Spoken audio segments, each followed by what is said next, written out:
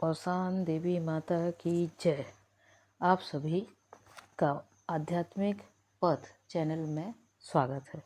जैसा कि मैंने पहले ही एक वीडियो डाला हुआ है जिसमें औसान देवी की पूजा, सुहागले व्रत कथा जिसे कहेंगे, वो मैंने पूजा विधि, पूजा सामग्री एवं सुहागलों की कथा एक उसमें पहले ही कर दी है। अब आज सुनिए सुहागलों की ही दूसरी कथा, छुई मिट्टी के महत्व की कथा। प्राचीन काल की बात है। एक चक्र नगरी में राज्य करने वाले राजा बड़े दानवीर व धर्मात्मा थे। उनकी रानी भी बड़ी दानी व पति परायण थी। उनके दरवाजे से कभी कोई खाली हाथ न लौटता। रानी ने 2 सेविकाएं नियुक्त कर रखी थी जिससे याचक को कोई कठिनाई न हो, और भंडार गृह में 2 कोठी निश्चित कर दी थी जिससे याचकों को संतुष्ट किया जा सके। इस प्रकार राजा रानी के पास राजपाट तथा धन धान्य की कोई कमी न थी। कमी थी तो केवल एक संतान की, जिससे वे दोनों बड़े दुखी रहा करते थे। एक दिन औसान देवी माता मृत्यु लोक में भ्रमण के लिए निकली। उनकी नज़र राजा रानी पर पड़ी। उनका दुख दूर करने के लिए उन्होंने लंगूरे से कहा। लंगूरे प्रातःकाल ही उनके द्वार पर खड़े होकर आवाज़ लगाई, भिक्षाम देहि। सवेरे देओ सांझ पाओ, दूध पूत के आड़े आओ, लंगूरे को 2 रोटी दे दो। तभी एक सेविका सूखा अन्न देने के लिए उपस्थित हो गई, पर लंगूरे ने भिक्षा का पात्र ना बढ़ाया तो सेविका ने कहा, आपको भोजन करना है? लंगूरे ने कहा, हाँ। मैं सिर हिलाया। वह बोली, अभी भोजन बनने में देर है, आप रुकिए। तो वह बोला, एक द्वार मांगता, रुकता रुकता नहीं, चलता चलता। सेविका कुछ ना समझी और रानी के महल में जाकर सब हाल कह सुनाया। एक घर मांगता सुनकर रानी महल से बाहर आई। जब तक लंगूरा चला गया, वह एक पेड़ की छाया में जाकर उदास बैठ गया, क्योंकि उसका नियम था वह एक ही घर मांगता। यदि वहां ना मिला तो वह उस दिन भूखा ही रह जाता। उसी समय राजा ने महल में प्रवेश किया। रानी ने सेविका के द्वारा बताई घटना राजा से कह सुनाई। राजा ने कहा, आज से सदा व्रत चालू किया जाए जिससे कोई द्वार से भूखा ना जाए। उसी दिन से राजमहल में सदा व्रत प्रारंभ हो गया। राजा रानी राजकाज पूजा पाठ से निपटकर वही सदा व्रत के स्थान पर बैठ जाते और सभी को प्रेम पूर्वक भोजन कराते। वहां लंगूरों को उदास व भूखा देखकर माता रानी ने उनके पास आकर कहा, क्यों बेटा, क्यों उदास बैठे हो? वहाँ कुछ नहीं मिला। तब लंगूरे ने कहा, माँ, वहाँ सब कुछ था, पर दान के हाथ दूसरे के थे। माता रानी ने कहा, तुम्हारे भूखे लौटते ही वहाँ सदा व्रत शुरू हो गया है। मैं वहीं जा रही हूँ, चलो मेरे साथ। माता रानी ने द्वार पर पहुँचते ही एक बूढ़ी बुढ़िया का वेश धारण कर लिया और द्वार पर जाकर मैं भूखी हूँ कहकर कराहने लगी। राजा रानी क्योंकि परीक्षा लेना था, इसलिए उनको देखते ही सेवक सेविका मुंह बनाने लगे, पर दयालु राजा रानी ने उनको सहारा देकर उठाया और अंदर ले गए। तब राजा ने कहा, माता जी को भोजन दिया जाए।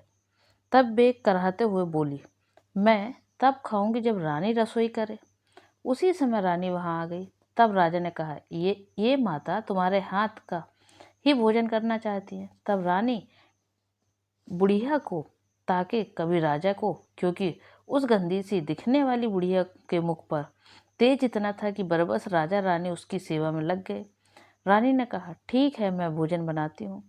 तब तक इन माता के स्नान की व्यवस्था की जाए।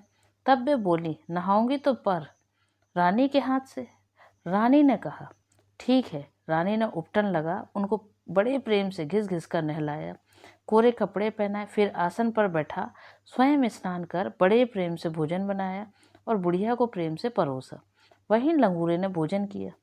बुढ़िया ने सभी व्यंजनों को एक साथ इस प्रकार मिलाया कि वहां उपस्थित सभी लोग सोच में पड़ गए कि यह भोजन वह करेंगी कैसे। तभी वे रानी से बोली, मुझे भोजन जिमा। रानी ने वही भोजन उन्हें बड़े प्रेम से खिलाया। उन्होंने 7 कौर खाया कि झल्ला कर बोली, बस बस रहने दे, इसे भंडार गृह में रख देना, तुम्हारे संतान अवश्य होगी। पर जब मैं पुनः तुम्हारे पास आऊंगी तो मेरा बचा हुआ भोजन मुझे दे देना। ऐसा कहकर वे अंतर्ध्यान हो गई। रानी ने बचा हुआ भोजन भंडार गृह में रखवा दिया। कुछ दिनों बाद रानी गर्भवती हो गई और 9 महीने बाद माता रानी की कृपा से उनके यहाँ एक सुंदर पुत्र ने जन्म लिया। राजा रानी खुश हो गए, पर वे यही सोचते रहे कि वह गंदी सी दिखने वाली बुढ़िया कौन थी जो कह गई थी तुम्हारे संतान होगी और मैं जब आऊंगी तो मेरा भोजन मुझे दे देना। देखते देखते राजपुत्र बड़ा हो गया और वे राजपाट संभालने लगा। राजकुंवर के विवाह की तैयारी होने लगी। बारात निकलने वाली थी कि माता रानी बुढ़िया का वही रूप रखकर आ गई और बोली, मैं भूखी हूँ, मेरा बचा हुआ भोजन मुझे दे दो। राजा रानी ने अपने कुंवर सहित उनके चरण स्पर्श किए। माता रानी ने उन्हें आशीर्वाद दिया, दूधो नहाओ पूतो फलो। राजा ने उन्हें सिंहासन पर बैठाया।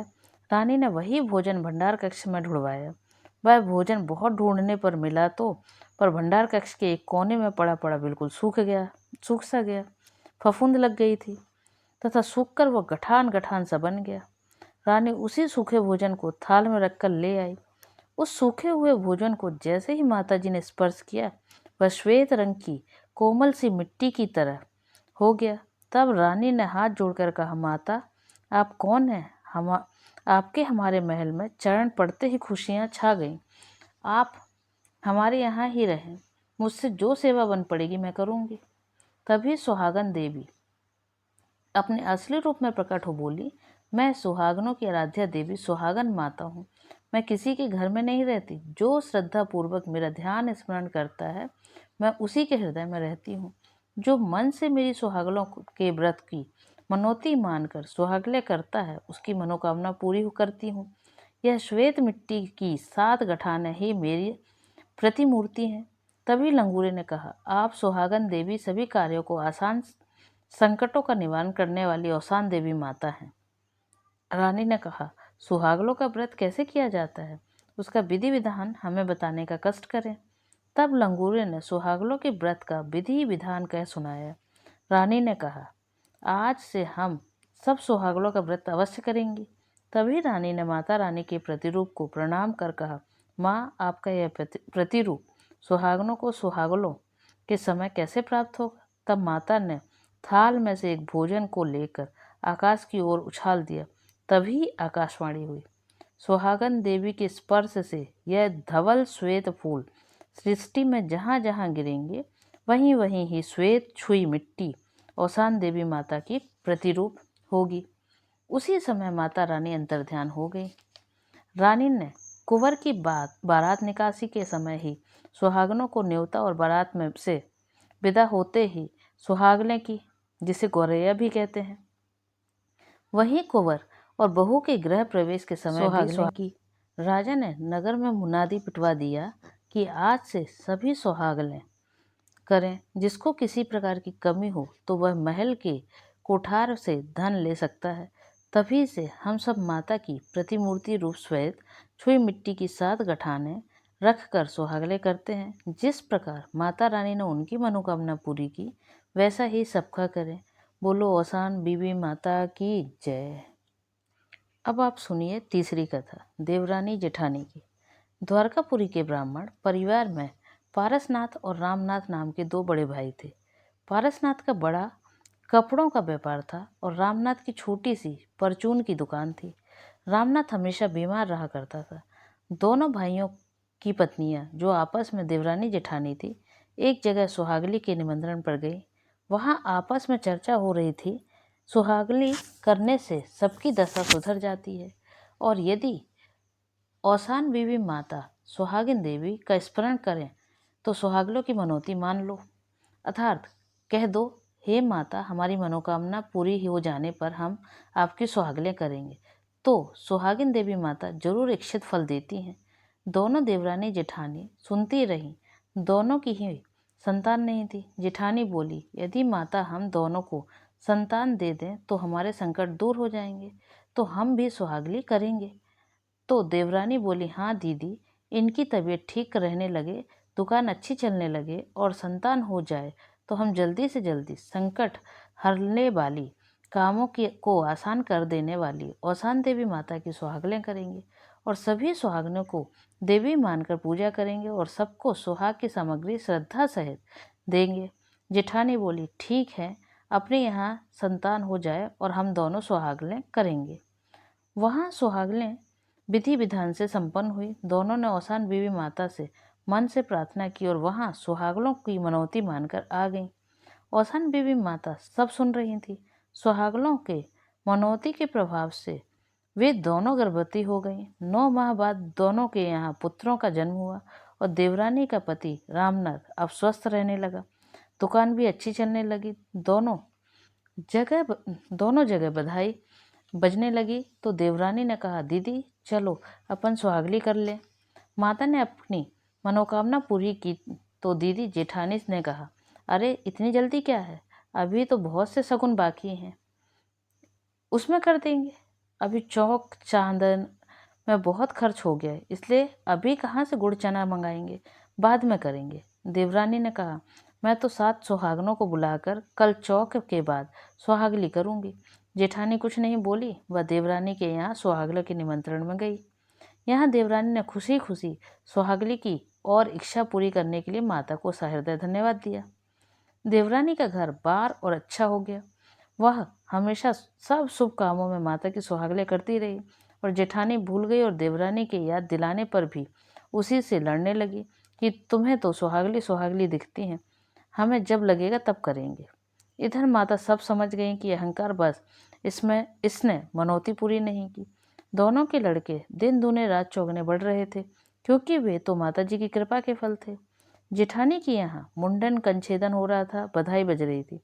माता जी बुढ़िया का गंदा सा वेश धारण कर जेठानी के दरवाजे पर बैठ गई और आवाज लगाई, हमारे गुड़ चना दे दो। वहां बाजों की आवाज में कौन सुनने वाला माता जी लौट गई। कुछ दिनों बाद उन दोनों के लड़कों की शादी एक ही घर में तय हो गई। देवरानी ने फिर सुहागली की और जेठानी ने नहीं की। इधर जेठानी के यहाँ लगन हो रही थी। माता जी दरवाजे पर गई और गुड़ चना मांगने लगी। आने जाने वालों ने देखा और अंदर खबर पहुंचाई कि दरवाजे पर एक गंदी सी बुढ़िया बैठी है और कह रही हैं कि गुड़ चना जाओ, बतासा पूड़ी हलवा दे आओ। कोई यह सामान लेकर वहां पहुंचा तो माता जी ने कहा, मुझे तो मेरे गुड़ चने चाहिए। कुछ दिनों बाद ब्याह की तैयारी होने लगी। बारात विदा हो रही थी। माता जी फिर आई और गुड़ चना मांगने लगी। जेठानी को पता चला कि कोई बुढ़िया गुड़ चना मांग रही है तो वह तब उसने चिल्लाकर कहा, यहाँ कोई गुड़ चना की दुकान है क्या? जब चाहा तब गुड़ चना मांगने चली आई। लेना है तो खाना ले जाओ, हमारे यहाँ पास बात करने की फुर्सत नहीं है, हमारे लड़के की बारात जा रही है। यह सब सुनकर माता जी को बहुत गुस्सा आया और वे भी बारात के साथ साथ चल दी। बारात लड़की वालों के यहाँ पहुंची। विधि विधान से शादी होने लगी।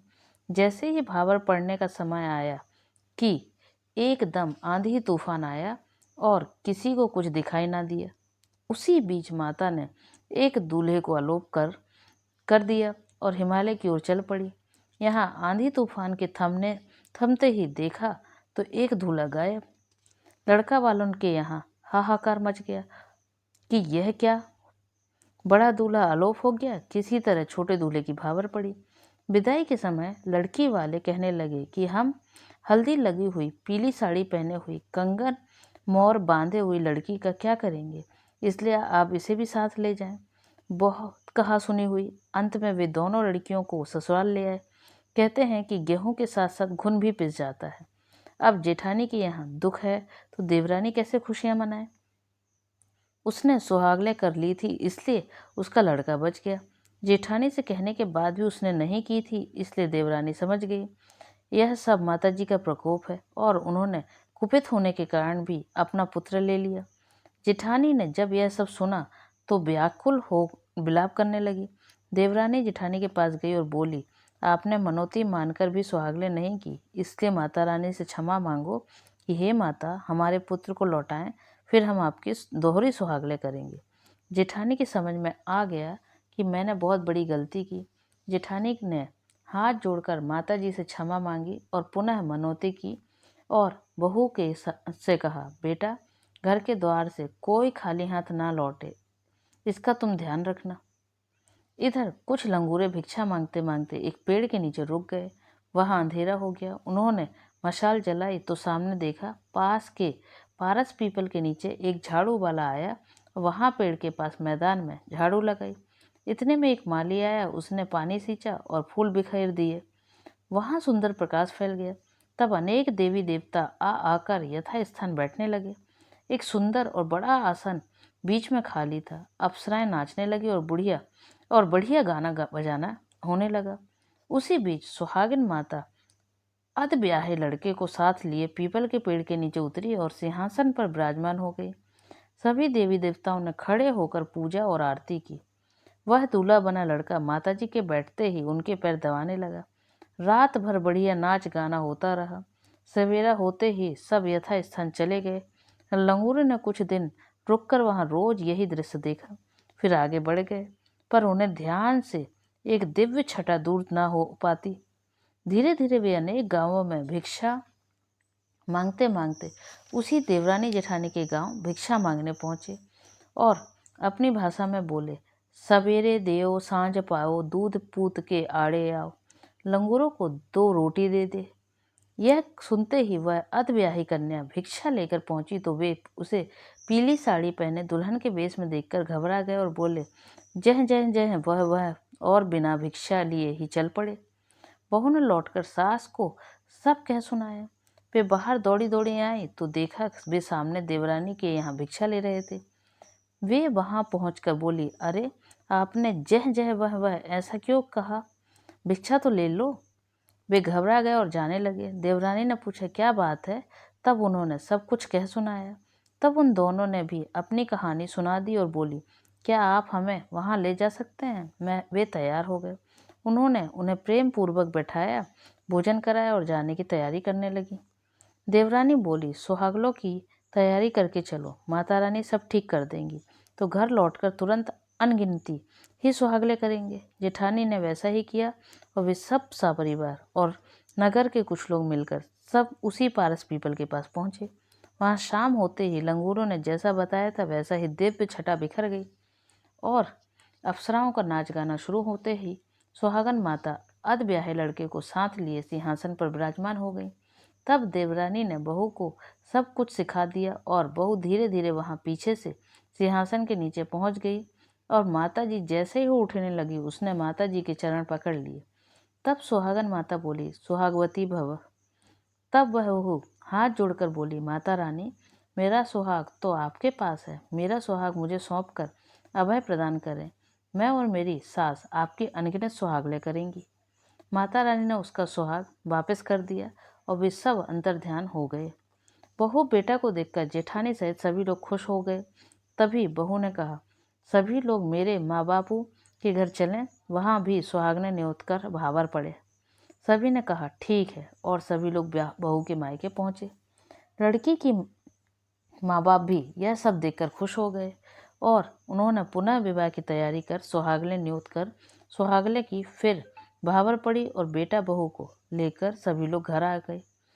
यहाँ जेठानी ने अनगिनत सुहागले न्योत कर सुहागले की और माता को सहृदय धन्यवाद दिया और नगर के सभी लोग वर्ष में एक बार यह खुशी के अवसर पर औसान बीवी माता की सुहागले करने लगे। माता रानी की कृपा से वे सब खुशहाल रहने लगे। औसान देवी माता ने जैसे उनकी लाज रखी वैसे ही सबकी रखें। बोलो औसान बीवी माता की जय। अब आप सुनिए चौथी कथा, बिस मिले लड्डू की कथा। मथुरापुरी के एक छोर पर कुछ लंगूरे कुटिया बनाकर रहा करते थे। वे भिक्षावृत्ति के द्वारा ही अपना जीवन यापन करते थे। वे भिक्षा लेते समय बोला करते थे, सवेरे देओ सांझ पाओ, दूध पूत के आड़े आओ, लंगूर को 2 रोटी दे दो। मथुरापुरी में एक सेठ कपड़ों का व्यापार करने अपने पुत्र के साथ करता था। व्यापार के लिए वे दोनों दूर दूर तक गांव में जाया करते थे। सेठ जी बड़े धार्मिक, दयालु और दानी प्रवृत्ति के थे, इसलिए उनके द्वार से कभी कोई खाली हाथ ना लौटता था। उन्होंने कह रखा था कि उनकी अनुपस्थिति में यह कार्य सेठानी के द्वारा ध्यानपूर्वक किया जाए। विशेषकर लंगूरे जो कभी कभी प्रातः आते हैं, वे खाली हाथ न लौटें। कुछ दिन पहले सेठ अपने पुत्र के साथ व्यापार के लिए बाहर गए। उसी बीच प्रातःकाल रोज लंगूरे आने लगे। सेठानी को उन पर बड़ा गुस्सा आता कि सवेरे सवेरे सवेरे चले आते हैं, क्योंकि वे चिड़चिड़ी प्रवृत्ति की थी, इसलिए लंगूरों के आ जाने पर उन्हें जल्दी उठना पड़ता था। वे रोज रोज लंगूरों के आने से परेशान हो उठी, इसलिए उन्होंने सोचा कि कल प्रातःकाल उनको जहर बिस मिले जिसे कहें लड्डू दे देते हैं, जिससे वह रोज रोज का किस्सा ही समाप्त हो जाएगा। ना रहेगा बांस, ना बजेगी बांसुरी। जब ये लंगूरे ही नहीं रहेंगे तो कौन आएगा। दूसरे दिन प्रातःकाल जब लंगूरे आए तो रानी कुछ जल्दी ही लड्डू लेकर निकल आई। लंगूरे खुश हो गए कि आज तो लड्डू मिले हैं। वे और जगह से भिक्षा लेते हुए कुटिया पहुंचे। पूजन अर्चन करके भोग लगाकर लड्डू खाने ही वाले थे कि द्वार पर किसी की आवाज़ सुनाई दी कि पानी पिला दो। वे तुरंत बाहर आए। उन्होंने देखा, अरे ये तो नगर के सेठ और उनका पुत्र है। उन्होंने आदरपूर्वक बैठाया, फिर वे पानी के साथ लड्डू भी ले आए और बोले, सेठ जी खाली पेट जल ना पिए, ये लड्डू हम आपके यहाँ से ही लाए हैं, इन्हें ग्रहण कर जल पिए। सेठ जी और उनके पुत्र ने जैसे ही लड्डू खाए और जल पिया, वे मूर्छित हो गए। लंगूरे घबरा गए और दौड़ते दौड़ते वे सेठ जी के घर पहुंचे और सेठानी से सब हाल कह सुनाया। सेठानी घबराकर रोते चिल्लाते हुए वहां पहुंची। अपने पति और पुत्र को मूर्छित अवस्था में देखकर वे परेशान हो गई और पश्चाताप करते हुए रोने लगी। सेठानी को रोते बिलखते देखकर एक लंगूर ने कहा, माता जी आप रोए नहीं, संकटों को हरने वाली, कठिन काम को आसान कर देने वाली औसान देवी का स्मरण करें और सुहागले करने की मनौती मांगे तो माता जी आपके सुहाग और पुत्र को अवश्य ठीक कर देंगी। सेठानी ने माता रानी से क्षमा मांगते हुए सुहागले करने की मनौती मांगी। सेठानी की प्रार्थना से औसान देवी माता प्रसन्न हो गई। माता जी की कृपा से पिता पुत्र की मूर्छा दूर हो गई। सभी लोग खुश हो गए और तभी सेठानी ने लंगूरे से हाथ जोड़कर कहा, बाबा यह औसान देवी माता कौन है और सुहागले कब और कैसे करते हैं, यह सब कहने का कष्ट करें। तभी लंगूरे ने सुहागन माता के बारे में एवं सुहागलों की विधि विधान सब कुछ कह सुनाया। सेठानी ने प्रतिज्ञा की, आज से मेरे कुनबे में पीढ़ी दर पीढ़ी औसान बीवी माता की सुहागले होती रहेंगी। सेठ जी अपनी पत्नी और पुत्र के साथ प्रसन्न मन से घर आए और दूसरे ही दिन सेठानी ने नगर की सभी ब्राह्मण सुहागनों को निमंत्रित कर औसान बीवी माता की विधि विधान से सुहागले की। जैसे माता रानी ने उनके सुहाग की रक्षा की, ऐसे ही औसान देवी माता सबकी रक्षा करें। बोलो औसान बीवी माता की जय।